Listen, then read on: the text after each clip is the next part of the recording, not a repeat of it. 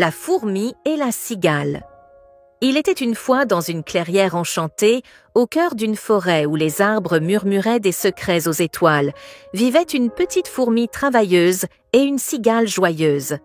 Chaque matin, le soleil teintait le ciel de rose et d'or, et la rosée brillait comme des diamants sur les herbes.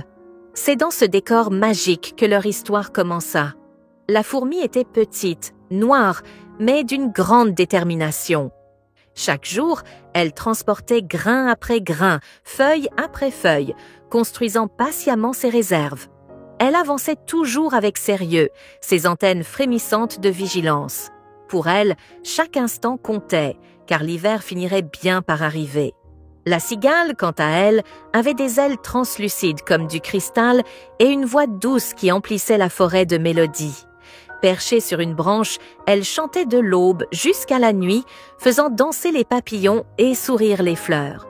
Pour elle, la vie était une fête, et chaque jour méritait une chanson. Tout l'été, la fourmi travailla sans relâche. Elle bâtissait, elle stockait, elle s'organisait.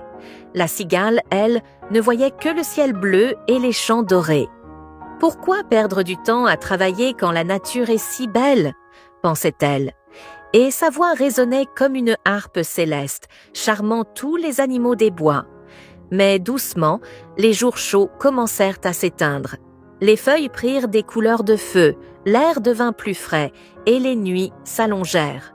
La fourmi, bien préparée, continuait ses allers-retours vers son logis souterrain.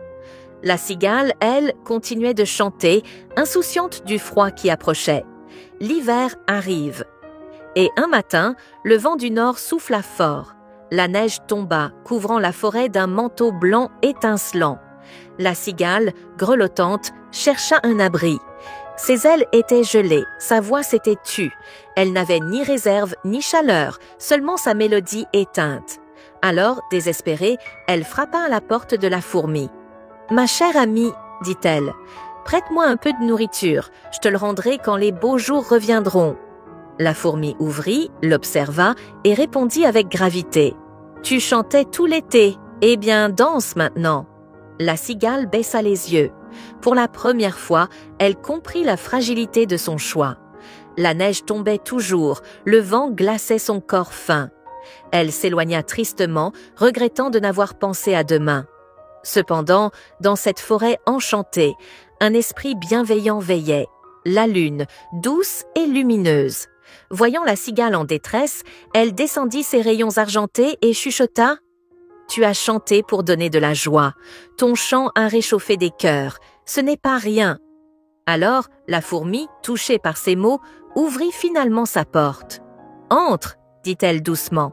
Tu partageras mon toit, mais souviens-toi, la joie sans sagesse s'éteint et le travail sans joie se fane.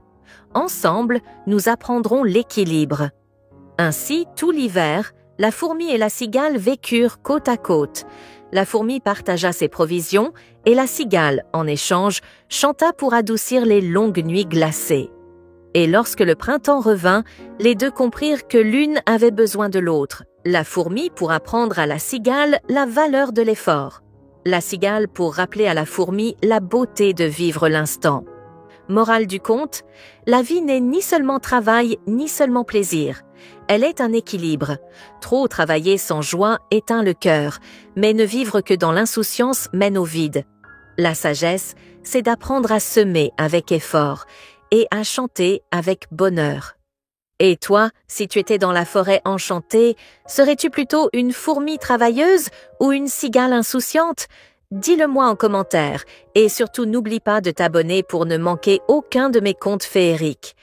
Merci d'avoir voyagé dans ce conte magique avec moi. J'espère qu'il t'a plu et qu'il t'a fait rêver.